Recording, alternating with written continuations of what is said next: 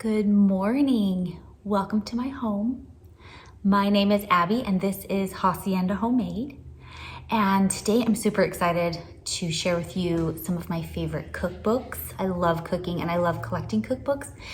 Even though I get a lot of my favorite recipes on the internet, I have some favorite cookbooks that I want to share with you because I know it's July, but we're going to be coming into comfort food cooking and baking soon. So just want to share with you my favorites, a little peek into my kitchen, and I have a few crochet items that I want to share with you as well because it's too hot right now for me to work on blankets. So I have been working on shawls and scarves and cowls, and usually every July, it seems crazy, but I try to make a stack of something quick and easy I can whip up, like a shawl or a scarf or a cowl, because they make great grab and go gifts. And who doesn't love a soft, squishy handmade gift? I think there are some people who don't, but I don't know anybody. So anyway, it's fun to give away. Real quick though, I want to start with my all-time, like one of my very first favorite cookbooks. Of course, the queen of all things, Martha Stewart. This is one of her early cookbooks, and can you see can you see how well loved? So I got this, can you see that? 2000. I got this in the year 2000. So my first child wasn't even a year old when I got this. So it's a keeper. It's an oldie but a goodie. But I tell you what, this book taught me all kinds of amazing basics. Her basic pancake in here is to die for. Her multi-grain hot cereal. It really is all the classics. Oatmeal 4 ways. Her buttermilk waffles. Oh, whoops, can't share that. Her buttermilk waffles are really, really good. I don't make this recipe much anymore, but the one dish, I mean, I've made a lot of these dishes. I think I've pretty much tried everything except for a couple. The one thing I consistently make is the summer corn chowder. It is, I want to see if I can like give you a little glimpse of that without sharing all of the recipe, because I don't think she would appreciate that. But the summer corn chowder is so heavenly. And then this chicken pot pie, we make this all, oh, can't see it, my light. We make this all the time. It is my family's favorite way to eat chicken pot pie. I have not veered from her ingredients. I have not veered from any step of that chicken pot pie. It is and it's got fresh thyme, fresh herbs. It's so good. My second favorite book of all time is this book right here. And I wish I didn't love bread. I do, and thank goodness I don't battle the gluten issues that so many of you do, and I'm so sorry about that. But she actually has some gluten-free recipes in here. If there's a gluten-free flour that you like, she has Alexandra Stafford. So good. Her basic, it's just beautiful photography too. Her basic peasant bread recipe. Whoops, I'll show you this right here. Her step-by-step photo tutorial is some of the best bread we've ever had. And so we've done pizzas, love the pizzas. We did this, oh my gosh, I gotta flip this over this way. We did this, it's monkey bread. So you layer herbs and cheeses and caramelized onions, and you just layer those with cheese and bread. And this right here was so good, even for days after. So good. Anyway, everything in this book. So great gift for yourself for fall.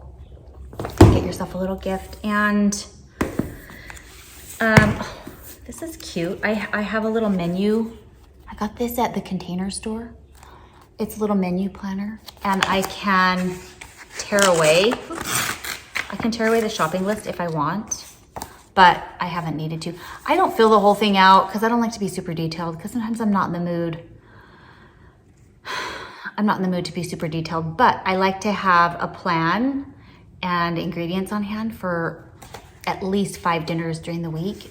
We don't have really a whole lot of places to go out to eat. We don't have a whole lot of options. We have a few, and some of them are okay, but I just cook a lot. So that was in with my cookbooks. One of the best breakfast cookbooks of all time, the Williams-Sonoma Breakfast Comforts. I mean, just that front cover will make you drool. Oh my gosh, these, what are these? Pancakes, ricotta pancakes. Are these the ricotta? Yes, lemon ricotta pancakes. If you've never had a lemon ricotta pancake, if you're a lemon fan, some of you are not, that is definitely, oh, look how beautiful. These are flaky cherry turnovers. So beautiful. And there's just a huge variety in this book. I go to this book a lot, even if it's just to get good ideas like this, oops, ham and cheese quiche can feed a lot of people.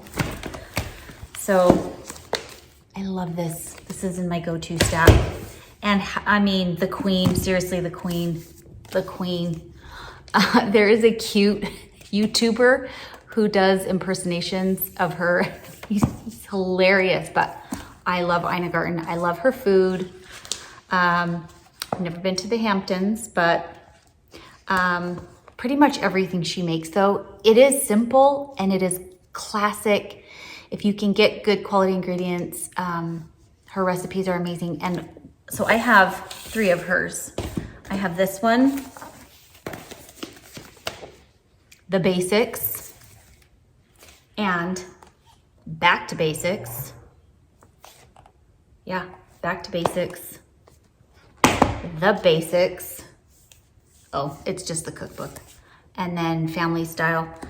I swear there was another one, but we make a lot of her turkey meatloaf. Don't knock it till you try it. Turkey meatloaf. And she even says, make a bunch of it, make the whole recipe, don't cut it in half, and put it in the fridge overnight. It gets better overnight, and then we slice it and put it on a sandwich.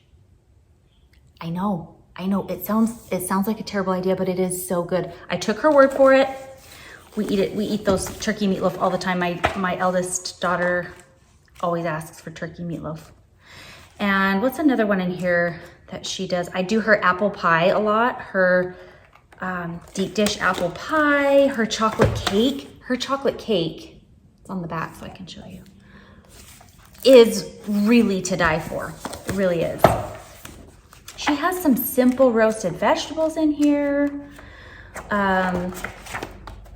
Turkey meatloaf, look at this. Well, I can't show, I mean, it's on the internet, but this is so filthy. The book is just filthy because I use it all the time. And I think that's what a cookbook is for. It's not just to be beautiful. It's to, oh, her roasted tomato basil soup. I'm sure you can find this on the internet, but I don't want to infringe here. But anyway, Ina, I love her. Love Ina. And this is new for me. This is not Chip and Joanna Gaines. This is a New York bakery in New York City. Very famous. I've never been to New York City. But when I do go one day, I want to go here. Where does it say they're located? I don't know. Maybe all of you Magnolia people can tell me. I looked it up and oh, look how cute. There's a picture of it on the back. It's historic. But we've made a few of their cakes from this book. It is so beautiful. There's pies and crisps. There's cakes of every kind and lemon bars. So I like trying different places' version of my favorite things. Magic cookie bars, 2 different ways. Cookies, lemon blueberry cupcakes, carrot cupcakes. So my youngest is getting into cake baking and she loves it. So we often thumb through this. There's muffins. I was trying to find the cake that we made, but I'm not able to find it. Okay, but seriously, key lime pie bars. I'm actually craving that. I need someone to talk me out of making a chocolate cake or key lime pie bars today. Somebody talk me out of it because I'm really trying to cut back on sugar, but then I see Paul Hollywood staring at me from my cupboard over here and tantalizing me to make bread. Look at that. Look at that.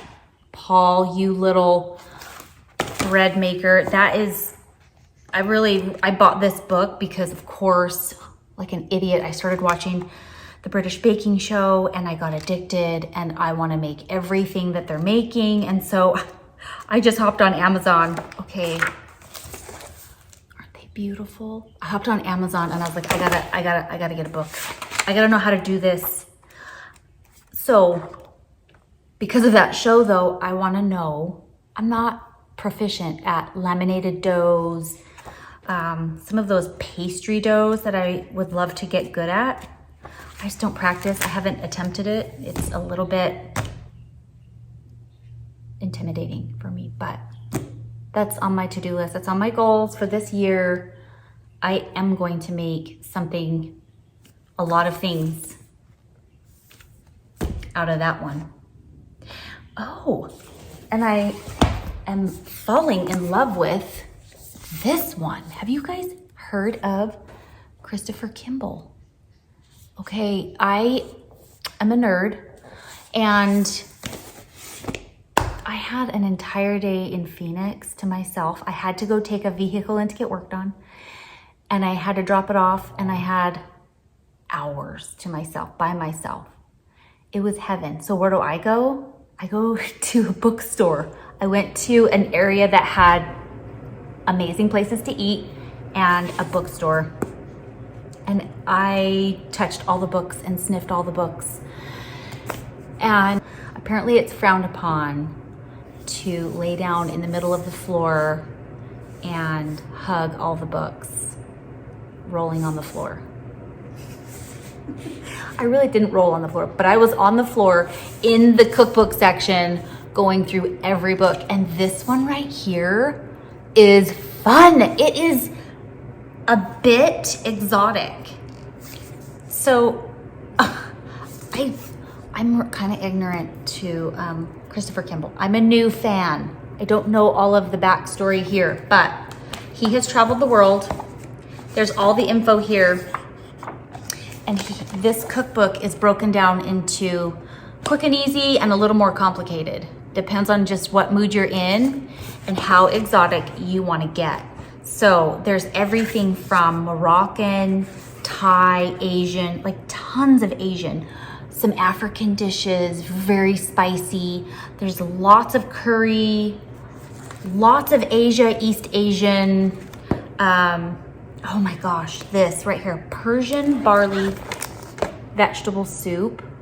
Super excited about that when fall comes. So I have got stuff. I've got 3 different kinds of sticky tabs. This week I have bookmarked, we're totally making this week. It's called curried chicken and rice. Doesn't that look dreamy? I have all the stuff to make that. Totally doing it this week. And these beautiful Vietnamese meatball. And it's super doable. Just gotta have some ingredients. What's this? I also bookmarked, these Moroccan chicken skewers. My family loves this with a good naan bread and some rice. My family loves that kind of food, so. And then everybody's got one of these. I know, right? I hope you do. The random internet binder. So I have Pinterest on my phone. I go to my phone. I use my phone a lot because there are so many of my favorite chefs online that I like to just quickly get on my phone. But some of them I have printed out. For example, where does this come from? The Recipe Critic. The Recipe Critic. I'll try to put it in here, but this is the buttermilk pancake recipe that I use now, and I don't use any other pancake recipe. I'll share it. I'll see if I gotta figure out how to do that. I don't know how to do that, but this is the binder that I just keep recipes where I know I'm gonna use them all the time for dinner. Sunday night stew, Pioneer Woman Sunday night stew, really good. Look at that. I'm gonna just pull it out. Look at that. You can see a little picture of the, oops. She uses turnips. Turnips. I didn't know that I like turnips, but I do. You cook them in with the carrots. So the carrots and turnips slow cook with the beef, and it makes this sauce, and then you eat it over mashed potatoes. Never tried that. I'm in heaven. I love it. That's the way I like to eat the stew now. And oh my gosh, Nagi from, I'm sorry if I say that wrong, Nagi or Nagi, I don't know, from Recipe Tin. Okay, she's my all-time favorite. Everything she posts, I get hungry and I want to make it. This is the most incredible lentil curry I have ever had. And don't knock lentils till you try it. At least try hers. So good. Recipe Tin. I'll put her information below because if you don't know her yet, I bet you do. The entire internet knows her. She's amazing. She's famous. But she is my go-to when I just need something quick and easy. She's got her tutorial video right there. I can get it in my head and I've got it. Okay, on to the crochet. Finished fun summer shawls and scarves. I will start with this one. I wish I had a really pretty hanger. I'm gonna try to find one, but this deserves a beautiful, pretty hanger. This is the Victoria shawl from Cherry Heart. Sandra from Cherry Heart. I bought this pattern from lovecrafts.com, and Sandra is my, like, she's my hero. She is my hero. She is my, I probably creep her out a little bit because every time she posts something, I gasp out loud. I tell her, I always leave comments and I tell her, everything you touch turns to gold. It's impressive. I mean, you can hand her anything and Sandra is gonna take it and turn it into something that will take your breath away. So beautiful. And she writes these patterns. She's so organized and detailed. And I decided that this was gonna be the year for me to make a Sandra Paul pattern from the Cherry Heart pattern collection. And I had so much fun. I didn't think I could follow a pattern. I've always just been more self-taught basics, but this was easy. I love it. And there's this detail. I don't know if you can see that ribbing, like this edge detail is just stunning. And I'm in love with it. I mean, I will probably wear it a lot. This, and I love peach. I love peaches, the peach color. You can't see it. You can't see that, but I love this. I love her. The border starts like way up here. So it's like 7 or 8 rows of border, but super, super fun to make. I love this. It's so beautiful. I really, oh, this is so soft. The yarn is from Hobby Lobby, and I will try to find the name of it. It's the same as this one. I love these colors together, but it's the same as this one and it's just really soft. I don't like scratchy stuff. Things itch me real easy. And so when I'm buying yarn, I'll put it under my neck. And if it doesn't itch me, I will know that I can wear it. And this is just a cowl for fall. Love it though. I think I got the idea from Daisy Farm Crafts. Love them. They're so amazing. And it's just, I think, it's one stitch that you just repeat over and over again. And I forget the name of it. I'll try to put that right here, but Suzette, the Suzette stitch. And I found that on Pinterest, but Daisy Farm Crafts has a tutorial on how to make cowls, and you can see my seam here. I tried to make it as pretty as I could, but oh well, I love it. It's simple. I wear it with my denim jacket sometimes. We do get cold here in the winter, but not real cold. Not like where you have to cover your face up. I lived in Flint, Michigan for 10 years, and that is cold. I remember what that is like. But so yeah, we had to have everything covered that we could, but now I don't so much need that. So I wore this all winter, last winter, and I love it. This one is a big one. I got this yarn. It's a cotton acrylic blend from Walmart. I know, but it was so pretty. I just loved the colors of it.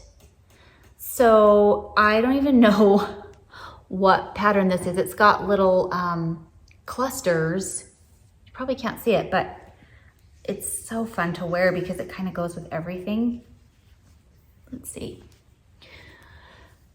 I love a double wrap anything, and it's really soft. So the cotton makes it really soft, and oh, it looks like a feeding trough right here. Like I could put snacks in here. That's the way I think. Anyway, I love that. So I think this is the same one. I mailed one to my bestie in Texas. Hi, Katie. I mailed one to her for her birthday last year. I don't remember. This one, I've never used a sheepy's whirl before. This is a whirl. So it's all one big ball of yarn, and it makes a whole beautiful color. Now, this one might be from Hobbii. This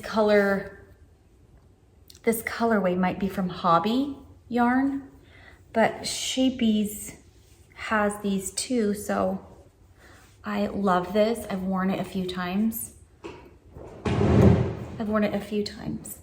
And this pattern is actually free.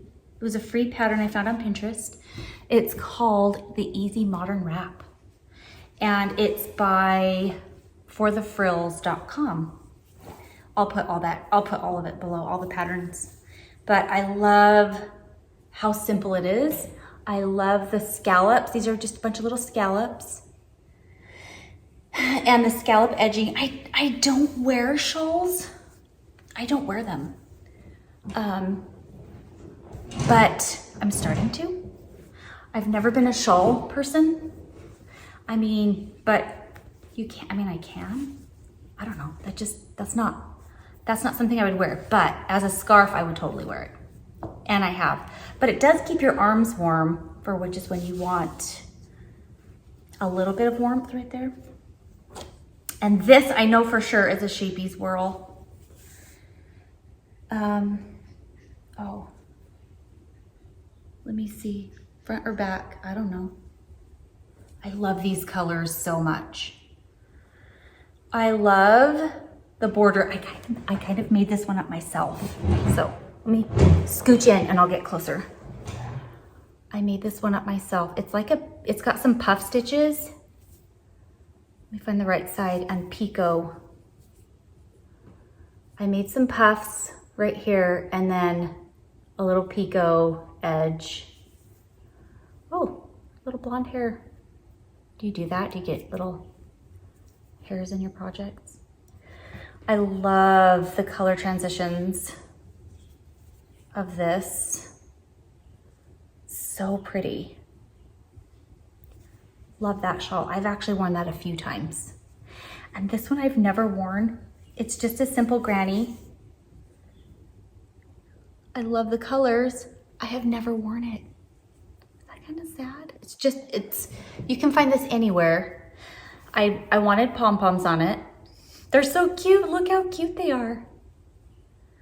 I wanted pom-poms, and I need to find an opportunity to wear this one because it is really cute. Whoops. I'm gonna move the camera so you can kind of see it a little bit better. Yeah. Kind of looks like a bib, huh? I love it though. I love anything with pom-poms on it. I probably should have put more, but I think I was running low on the end of my yarn. So I just did a few and called it good. And I get bored really easy. So when I'm done with a project, I really want to be done. So I probably didn't want to make more pom-poms, but anyway. Okay, well, that is it for this podcast. Thank you so much for joining me. I can't wait to come back and chat about my YouTube heroes. Seriously, I have a list. I'm making a list of all of my favorites, and most of them all do the most beautiful Vlogmas videos. I didn't know what Vlogmas was until last year at Christmas time. They will do some of them weekly, some of them daily, videos of what they're doing at their home for the Christmas season. It was so fun for me every day. It's something that I looked forward to every day. So I'm excited to share their details and information with you because I'm just crazy about them. And I think it's fun to share, good things that we find on the internet because, it's not all great out there, but there's so much good and so many good people and so much inspiration. And I actually credit YouTube podcasts for helping me kind of come out of a funk. I think I was in a little bit of a funk. And so I found a few ladies on YouTube and gentlemen as well who crochet and knit that I admire them so much. So until next time, I'm gonna go put together that list, and I'll be back with more fun. And I forgot my Diet Dr. Pepper today. I already had it, that's why. I already had some. It's not time yet, but come back next time. We'll have a cold, icy beverage and chat more about books and crochet and all of my favorite people. And I'll see you then. Bye.